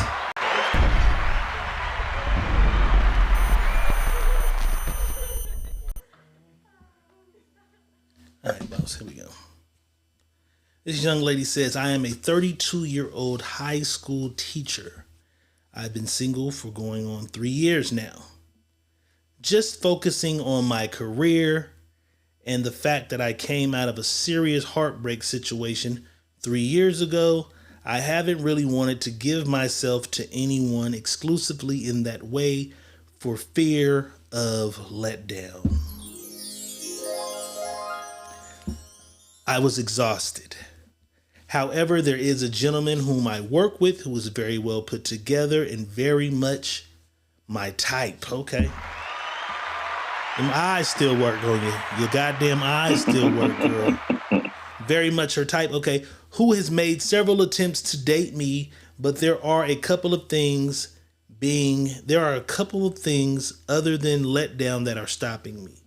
But honestly, the main reason is If this doesn't work out, or if he plays with my feelings, I will still have to see him every day. Yep. They work at the same place, okay? Am I being too cautious and missing a potential good thing? Or is this the right move that I'm making by keeping my feelings, relationship separate, my feelings and my relationships separate away from my career? You know what I'm saying? It's about that motherfucking time. It's time to ask Dr. Real.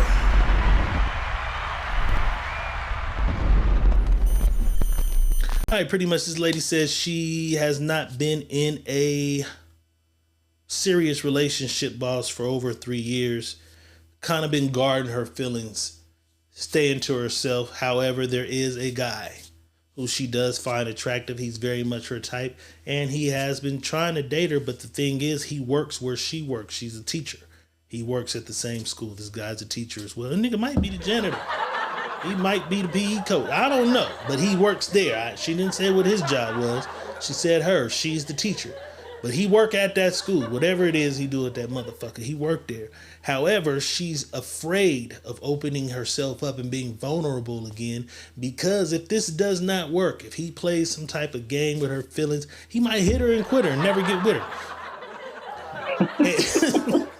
She still got to come to work every Monday, Tuesday, Wednesday, Thursday, Friday and see this nigga. So what she wants to know, is she overguarding her feelings and might be potentially missing out on a good thing, or is she doing the right thing by keeping her next relationship and her career separate? It's about that time, y'all. It's time to ask Dr. Real.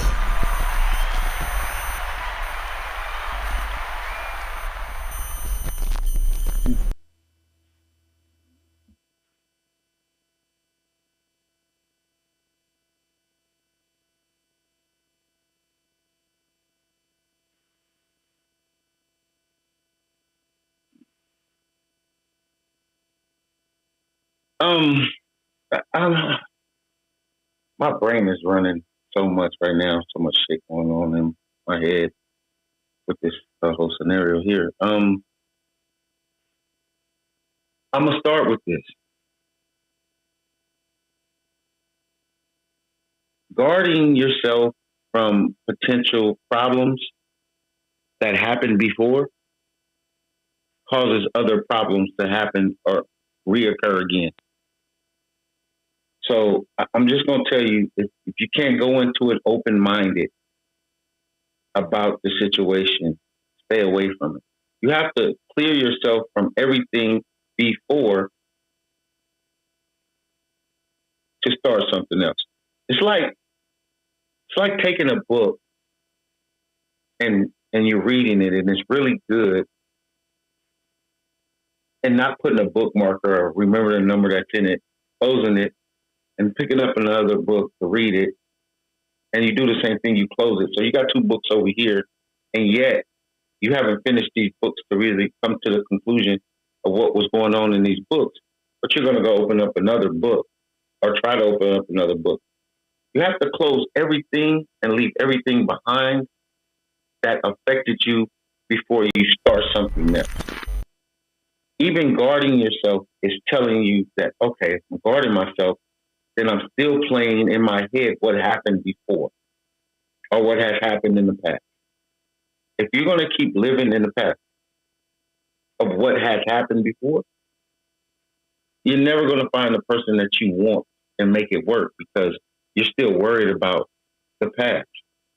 If you can't clear your slate of what you got going on that's in front of you, deal with what's in front of you with a clean slate, then there's no need to do that. Second of all, at the job, it's kind of weird for me because, again, you're saying that you work with him, and if it don't work, then you got to see him. So if you already having that kind of question about something, then you should leave that alone. You shouldn't even indulge in that. Don't shit where you where you sleep. Don't shit where you eat, whatever the saying is. Yeah, you shouldn't indulge in none of that at all, because now you already have things planted in your head about dealing with a coworker. You know what I'm saying? So I think you should just ease up on that. Don't even fuck around and try to get into a situation in there. But be real cool. You know what I mean? Because anything can happen if you're acceptable to letting things happen. You might find out that's a really good guy. You might find out that that man is on a whole path in the journey that this is just a job right now. This is not where he's trying to keep a career. He may be doing something else. You know what I'm saying? So, I mean, be okay. friends. You know what? If you ever transfer to another school, right, we can go on a date. Be friends. We can go on a Right, date. You know what I'm saying? But we can't go on a date while we work here, motherfucker. Right. So be cool and cordial, but kind of stay away from dealing if that's how you feel about a coworker. That's all I'm gonna give you. I don't have too much to say I mean, about that. That was fine. I'll tell you. Good advice. From Dr. Real. Good advice. Great advice. You know what I'm saying? Because if you the kind of bitch who key cars and bust windows and, you know what I'm saying? Because she might be doing that for herself. Like, if this, you know what I'm saying? Right. You play with me, you gonna lose your whole job and shit because you gonna be at the job trying to fuck his shit up at the job. You know what I'm saying? Or if it just didn't really work out, you know what I'm saying? Right. And y'all just couldn't. And she y'all, really y'all liked probably him. was. Because what if she's like, oh, he's not like, and then he realized on the date, like, this ain't the one for me. This ain't it. You know what I'm saying? And then you're into it, he's not. Or you cool, and then he flirting with you at every turn and twist. He won't stop. Like, it could be ugly. Don't go fucking everybody at your job, y'all. We know y'all got work husbands and shit. Don't be fucking with them people at your job. Because it can get messy. If you don't want to fuck the money up. And then come to find out, y'all may be polar opposites.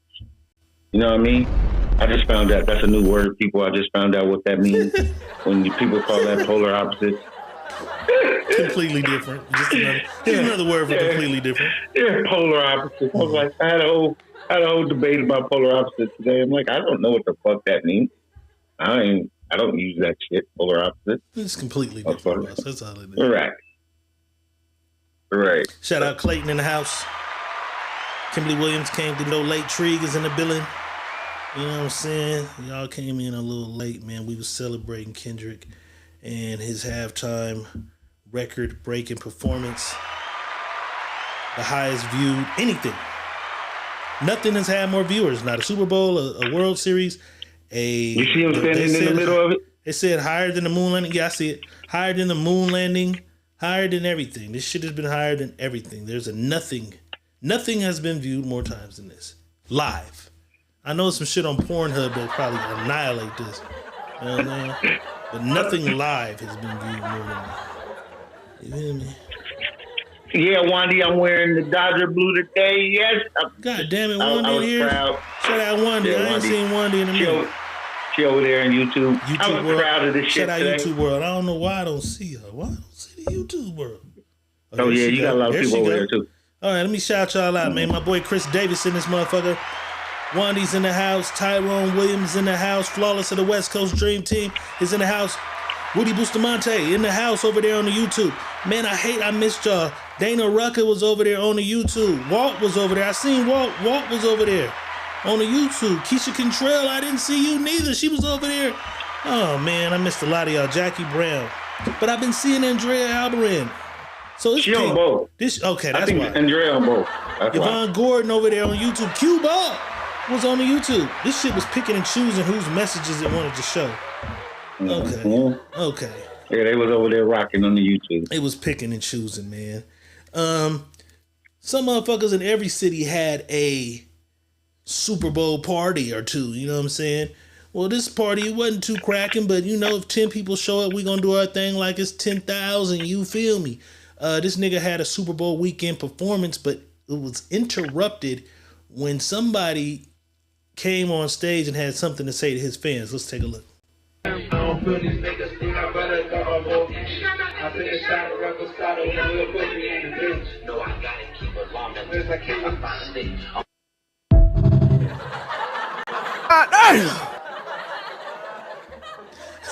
What did she say? This nigga owe me $78 in the middle of my performance. Not for $78. Regina in the house.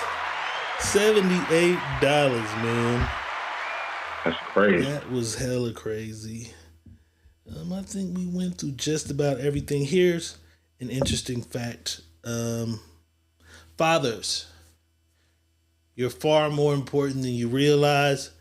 Fuck with your kids, man. This guy says, I haven't researched everything he's saying, but it sounds good in a motherfucker. It sounds right. He says there has never been a Super Bowl winning quarterback without a father in their life. Let's take a look. There's never been a fatherless quarterback to ever win the Super Bowl? No, I didn't know that. Ain't that a trip? Nobody even think about that. I looked at the last 50 Super Bowl winning quarterbacks, right? And every single one of them had a father in their life. You know? That makes a difference. Oh, it does, man. And I'm not knocking single mothers or anything because they can raise good kids and, but having two parents in the household? Man, that's a whole different ball game right there because you come with balance. Yeah, it adds the stability, discipline, and accountability. I mean, the kid grew up with structure. Yes, exactly. And you need that structure as a quarterback. Yeah, that's important and for the mental game. Yeah, because the quarterback is a position of leadership. You got to have composure, be focused. You got to have qualities. You got to have discipline. The discipline you learn at a young age when you have two parents in the house, you got to have that at quarterback. I don't know, because I can't go through the top 50 whatever quarterbacks and know exactly how much their father was in their life. But I do agree that it's important to have some type of rapport with a father. I know what it did for me not having that, you know what I'm saying? But I know having my Uncle Mike in place kept me from a lot of other shit, you know what I'm saying? That I do know.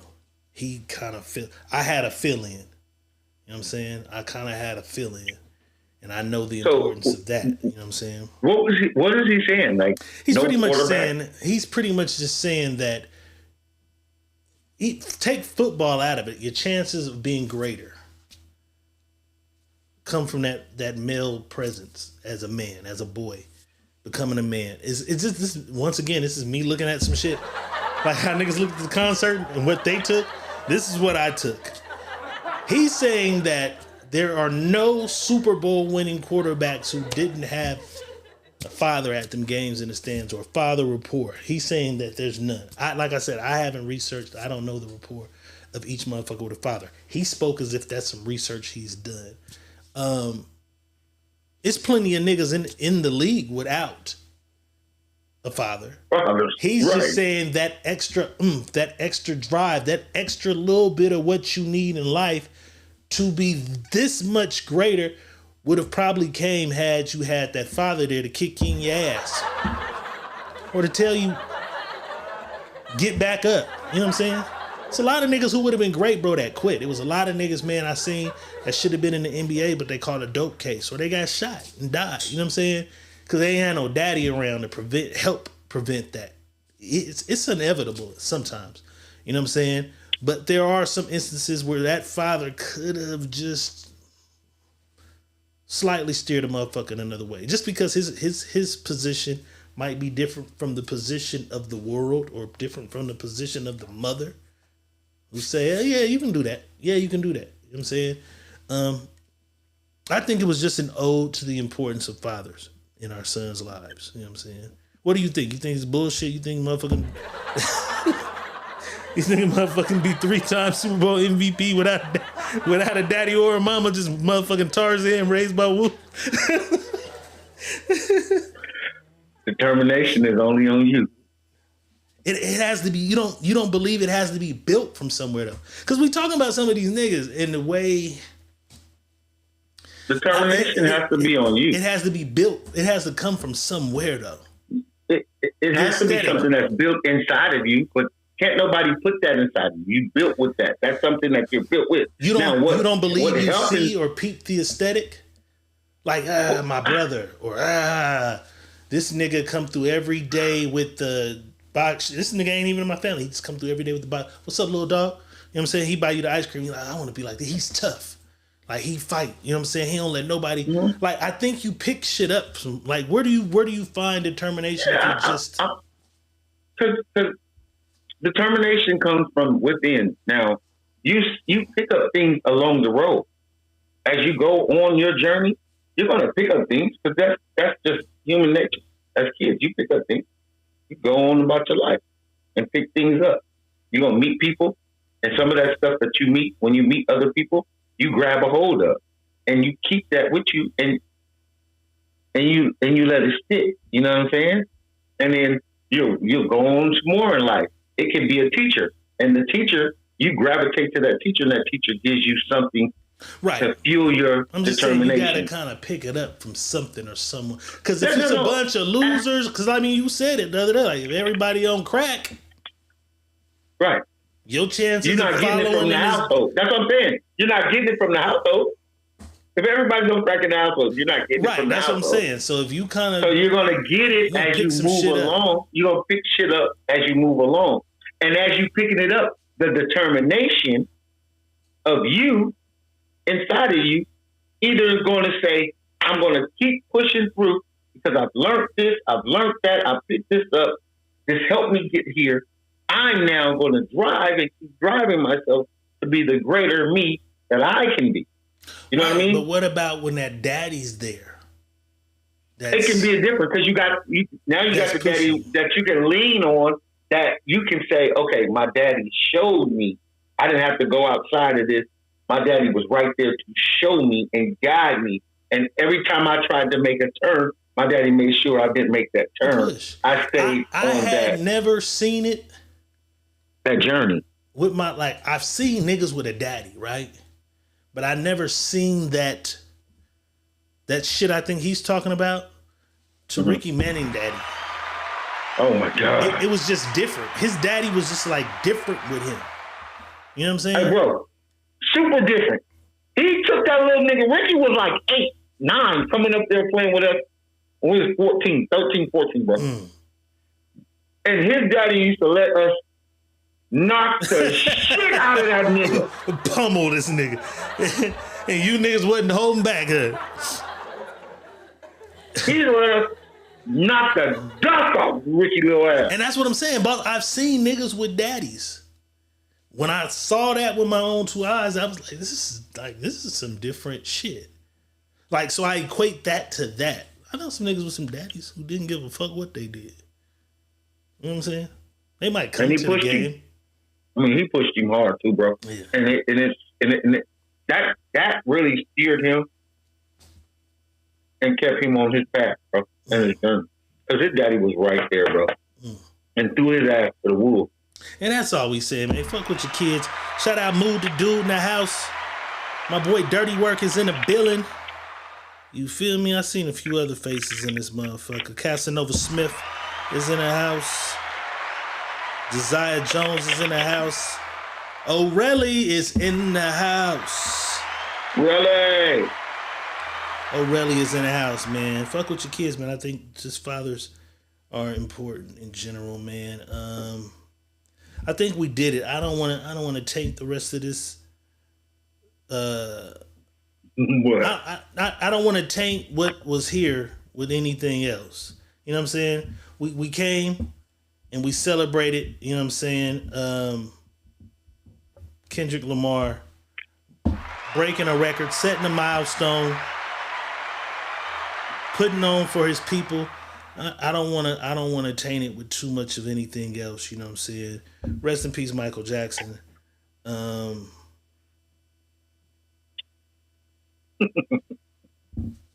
Shout out to the West Coast. No, it was a great 2 teams from far as fuck from California played in the Super Bowl, but for West Coast niggas, it was our Super Bowl. Like all the arguing that usually happens the days following the Super Bowl about the refs, about the teams. and the this and the cheating and the. It's been about Kendrick. Ain't nobody talked about this motherfucking game. They did that and it's over. Like, nigga, this whole shit, it's Kendrick. The whole shit. Because it wasn't close, bro. If the Super Bowl was close, it would have been a little more talking. It would have been a lot more talk. This wasn't. And I had the people, Chiefs won, it would have been the refs. Yeah, you would have got everything good out of this. You know what I'm saying? And that's why I told you guys. But it was a West Coast moment. Sunday was a West Coast moment, bro. We did that. It was. Sunday, I mean, we're in an odd year. We're going to see a lot of odd shit. Strange shit happening. Shit just don't seem right. Those that are on a straight and arrow and straight path and understanding of self and no self-worth and not get tricked out of position, this is going to be one of the greatest years you've had in the last 10 years. I'm telling you this for sure. Trust me. This is going to be one of the greatest years you've had probably within the last 10 years. But you got to stay on this path, man. Short plug. Saturday, September 22nd. I'm sitting down with a young up-and-comer whose name just keeps coming across my desk. It just keeps popping up. If you don't know him, you're going to get to know him Saturday the 22nd. I'm interviewing Just Call Me 3. The nigga's name is Just Call Me 3. Interesting name. Interesting character. Very Did you talented. say September, nigga? Oh, I said September. Did I say September? February. Yeah, you said September. What is in my mind? I don't know. February 22nd. February 22nd. Saturday, February 22nd. The 22nd. Next weekend. I apologize. Next weekend. Where the fuck did that come from? Next weekend. Just Call Me 3, the interview. A lot of channels to this kid. He's funny. Very creative. We're going to get into that. I don't know where that came from, boss. Before we get up out of here, though, you know what it is. Secret Menu Podcast on a Tuesday. Boss, give us some news that we can use to get us to Friday. Friday night, y'all know what it is. YouTube only. The Sneaky Link. 9 p.m. Friday night. Pull up. We getting it in, boss. Give us some news that we can use to get us over the hump tomorrow and to Friday. Oh shit. Your skin is your sin. What you think you know, sometimes you don't know, and it's okay not to know. What you hear sometimes may not be what you're hearing, but only what you thought you wanted to hear. I'm going to say that again because that went over some of y'all head. What you hear sometimes ain't what you're hearing, it's only what you want to hear. Gravitate to those that's doing the same thing you're doing or like-minded of what you're trying to do and where you're trying. Wait, let me rephrase that. What you're going to do and where you're trying to go to. Because we don't try to do anything. We always succeed in what we're doing. Again, this life is going to give you things that you don't want to accept. And sometimes you just got to accept it and play it how it's supposed to be played. If you can find a way to play it different and it works out for you, then you found the master key to the lock. Never let things go over your head that people try to make you feel lesser or lower than because they're trying to trick you out of your spot. Remember that. That is nothing but a game. This life is a game. Learn how to play it. If you don't know how to play it, pick up a book and read And a lot of books will help you get through this life, this game, and the journey and the path that you want. I may be rambling to y'all because my brain is running amok, but because I love us so much that I want us to really understand what's going on and what's happening. Just start with you, man. Start with you. Start getting to know who you are more and more every day. Because the more you know who you are, the less you have to worry about what they feeding you and you're accepting. Once you know who you are as a person, wholeheartedly, deep down within your soul, everything else don't fucking matter. This game will be over, and if you don't understand how to play it, it'll be over faster than you think, and you'll be right back here, coming back again to play this game and never moving on to eternal life. Y'all have a good night. You feel me? See, Ring Your Podcast on a Tuesday. I just want to say, man, love your family, love your people, love your culture, love who you are, love where you came from. You know what I'm saying? I never understood that, boss. Like, cause I coming up, I wasn't in a position. You know, motherfucker, don't forget where you came from. Right. It seemed impossible to even reach a place or a status where you could forget where you came from. And then as life went on, it got to the place where I could see where a motherfucker like, I don't never want to remember where the fuck I came from. Because it's moments and it's times and it's things that happen that cause us pain, cause us hurt. But I wouldn't trade it all. I wouldn't trade any of it, bro.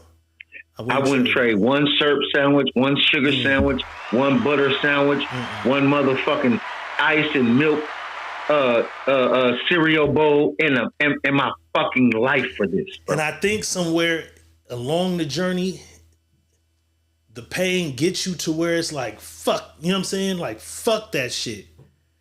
And I think as you grow and as you heal and as you learn and understand what that shit we come from is, you realize, like, I needed that. Like Boss just said, I wouldn't change any of that. You know? Shout out to y'all who never been through nothing. You know what I'm saying? And I'm not saying that sarcastically or nothing. I wish I had a different path. You know what I'm saying? But I'm proud of the one I was given. You know what I'm saying? Like I said, do something for somebody else and you'll see your blessings come to you differently. You know what I'm saying? It's crazy, bro. It is, because, and I want y'all to understand this. I came from,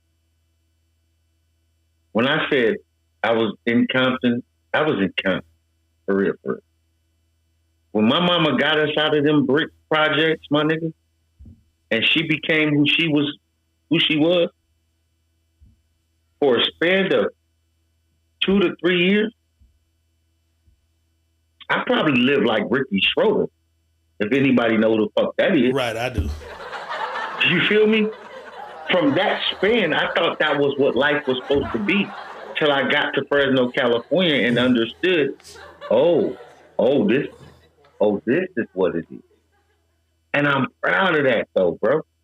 I'm proud to see the top of the mountain as a kid and fall all the way back down to the bottom of that motherfucker. So let me ask you this. Looking at how shit was going at first, do you think your mindset would have been different had moms never took that L? Like if it would have been totally different. Totally different. If mom don't take the L, I'm now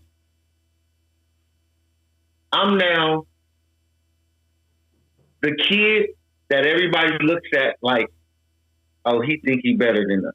He got the cars. He would have been driving in high school. I would have been driving to high school early in a new car and a new. Yeah, we had the niggas. We had. My mom had in on my block the first talking car. When we moved out, when my mom said, "Fuck that," she going all out. We had a talking car. Your door is a jar. Is a jar. Key Right. is Door is ignition. a jar. Yes, Yeah, we had a talking car, nigga, Right. in the '80s. Right. You feel what I'm saying? So I would have been coming from that shit. You feel me? Yeah. If she didn't fall off the pedestal, I'll be coming from that shit. But because she did fall off the pedestal, and now I'm still young enough that I got to go through the struggle. I got to climb up that mountain again, because I know what that mountain is up there, because I was growing up there already. You see what I'm saying? Right. That's the difference. Zab Judah said, growing up in the plazas was straight hell, dope era for real. It's crazy, because Zab, I think that was you. I seen somebody post one of the parking lots in the plaza, and it's that one on the front of Kearney, over the wall from that. It's the smallest parking lot in the plaza, and it's the smallest parking lot. My grandma used to live right there, nigga. I used to climb that motherfucking tree right there every goddamn day. When I fucked up, I had to get a switch out of that tree and get my ass whooped right there at that house for years and years and years. Even when I graduated high school and would come back from LA, my grandmama lived right in that motherfucking parking lot, nigga. And I would pull up in that motherfucker and go fuck with grandma right there. You know what I'm saying? Until she moved to the projects on California, on the other side over there. You know what I'm saying? Until she was too old to live alone. You know what I'm saying? But yeah, that parking lot brought back memories for me, bro. When you posted that, my grandmama lived right there. You know what I'm saying? Mom's dropped me off many motherfucking days right there. Me and Taiwan. You know what I'm saying? But we love y'all. Secret Menu Podcast on a Tuesday. We'll see y'all Friday night. Y'all know what it is. YouTube only. The Sneaky Link. Yes, sir. Diego Red is saying peace. Money Boss is saying blessings, and more blessings upon everyone, man. Peace. And we out.